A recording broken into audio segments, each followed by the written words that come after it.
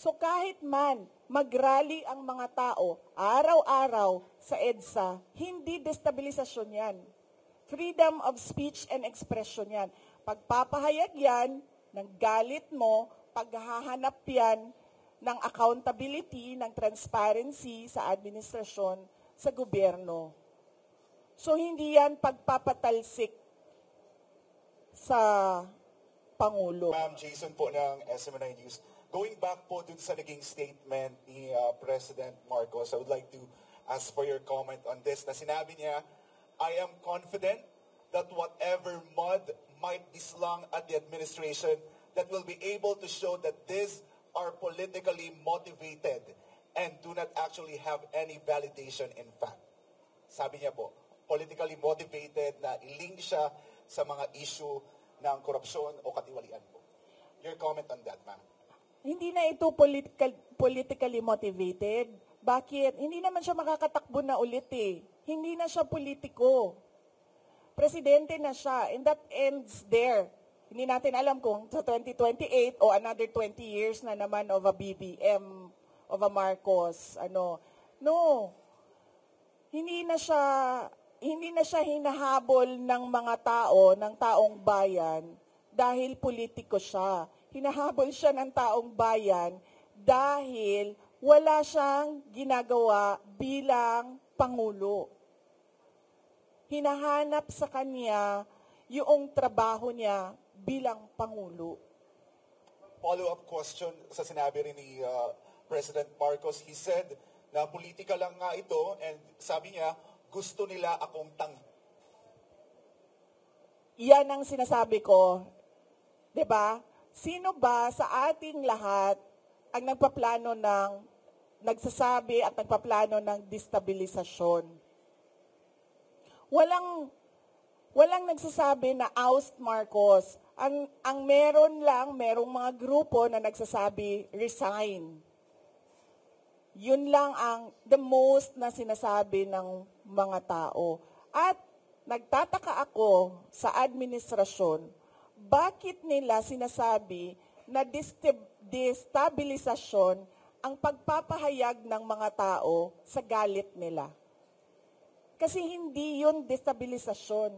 Yun ay freedom of speech and expression. So kahit man mag-rally ang mga tao araw-araw sa EDSA, hindi destabilisasyon yan. Freedom of speech and expression yan. Pagpapahayag yan ng galit mo, paghahanap yan ng accountability, ng transparency sa administrasyon, sa gobyerno. So hindi yan pagpapatalsik sa Pangulo. Kaya lagi ako, kahapon din, yan din yung tanong ko. Kanino ba nanggagaling yung destabilisasyon na salita? Sa administrasyon. Kasi,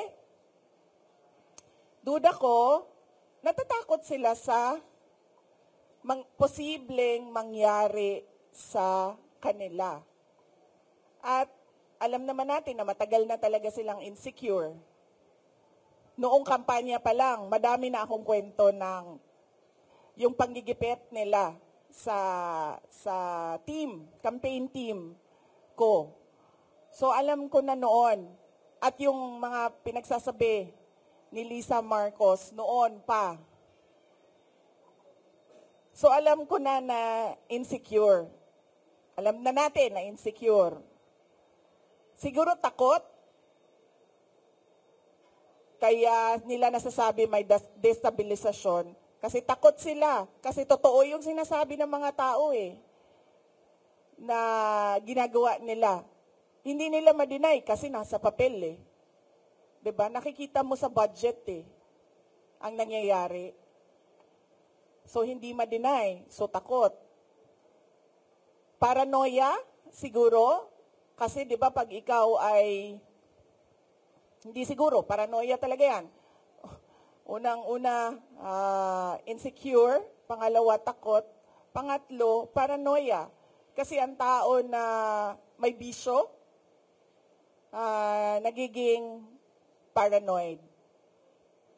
Na